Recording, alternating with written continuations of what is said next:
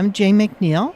I'm reporting from the American Society of Clinical Oncology, and I'm talking to Dr. Eric Larson about a study of adolescent and young adult cancer patients. Why do you think that these patients, even they're doing better on the pediatric schedule than the adult schedule, but they're still not doing as well as the younger patients? Is it that the disease is more aggressive, or are there more complicated factors behind that?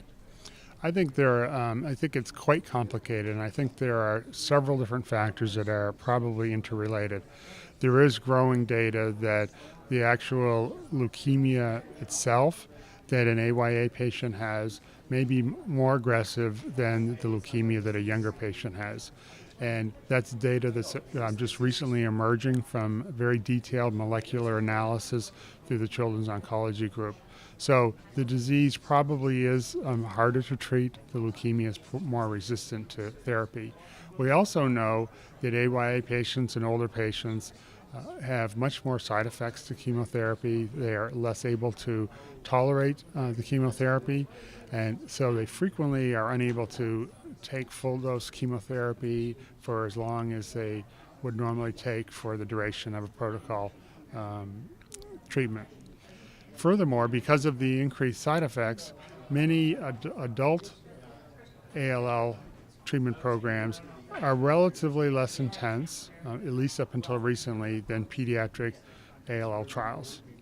So the decreased intensity, the increased toxicity to therapy, the inherent resistant leukemia, I think all contribute to the fact that AYA patients as a group tend to have worse outcomes compared to younger patients. Is your study definitive? Is that going to solve the whole problem, or is it a little more complicated than that?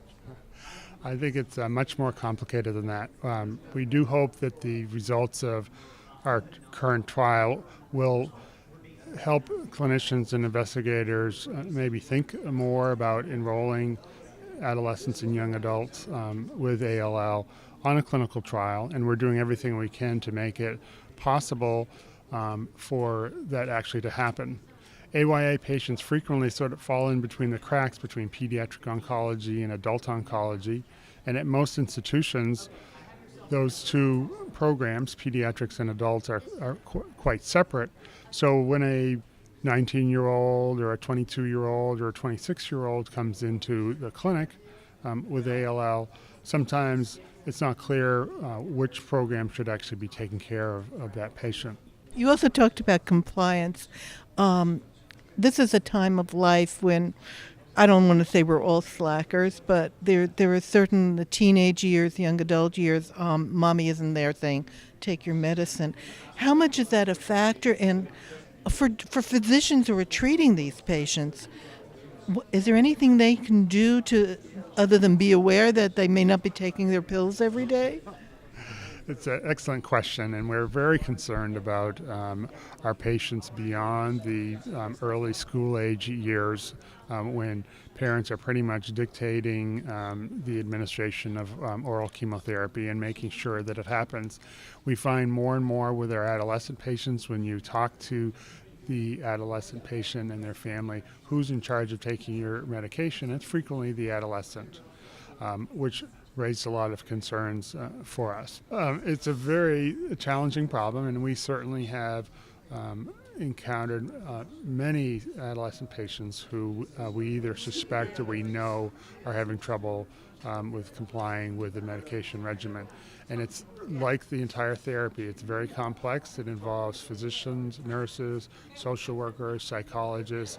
It's a family issue that needs to be addressed for the whole family.